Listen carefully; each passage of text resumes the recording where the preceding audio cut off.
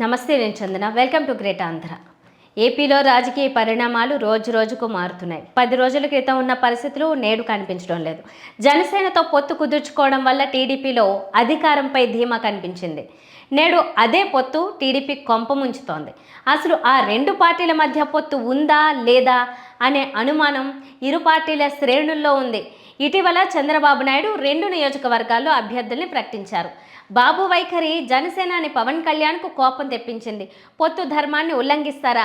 అయితే నేను కూడా 2 నియోజకవర్గాల్లో జనసేన పోటీ చేస్తుందని ప్రకటిస్తున్నా అంటూ పవన్ కళ్యాణ్ తనదైన రాజకీయం చేశారు. దెబ్బకు దెబ్బ కొట్టామని జనసేన ముఖ్య నాయకుడు పవన్ అన్న నాగబాబు సోషల్ మీడియా వేదికగా ప్రకటించడం అగ్నికి ఆజ్యం పోసినట్లయింది. మరోవైపు నెల క్రితం 2 పార్టీలు సమన్వయ సమావేశాలు నిర్వహించాలని నిర్ణయించడంతో పాటు ఇరువైపులా కమిటీలను కూడా ఏర్పాటు చేశారు.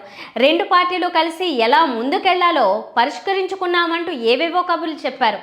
అవన్నీ ఏమయ్యాయో జవాబు చెప్పే దిక్కులేదు. రాజోలు, రాజానగరం నియోజకవర్గాల్లో జనసేన పోటీ చేస్తుందని పవన్ కళ్యాణ్ ప్రకటించడంతో అక్కడి టీడీపీ నాయకులు, కార్యకర్తలు మండిపడుతున్నారు. జనసేనతో సంబంధం లేకుండా స్వతంత్ర అభ్యర్థులుగా నిలబడడానికి టీడీపీ నాయకులు, కార్యకర్తలు సిద్ధమవుతున్నారు. అధికారికంగా ప్రకటించిన 2 సీట్లలోనే ఈ పరిస్థితి ఉంటే ఇక పూర్తి స్థాయిలో వెల్లడిస్తే సీన్ ఎలా ఉంటుందో అర్థం చేసుకోవచ్చు. నేను కూడా ప్రత్యేక పరిస్థితుల్లో వాళ్ళు 2 సీట్లు అనౌన్స్ చేశారు కాబట్టి నేను కూడా 2 సీట్లు అనౌన్స్ చేస్తున్నాను. ఈ రోజున పరిస్థితులు అలాంటివి. సో నాకు కూడా ఒత్తిడి ఉంటుంది.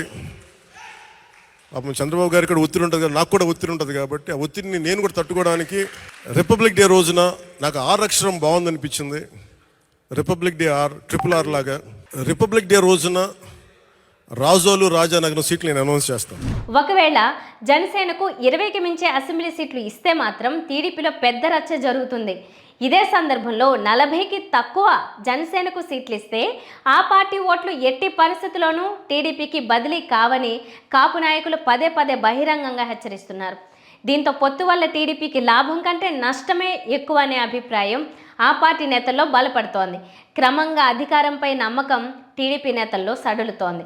మరోవైపు భీమిలిలో వైసీపీ ఎన్నికల సమరశంకారామం సూపర్ హిట్ కావడంతో అధికార పార్టీ శ్రేణుల్లో మరోసారి అధికారంలోకి వస్తామనే ధీమా పెరిగింది.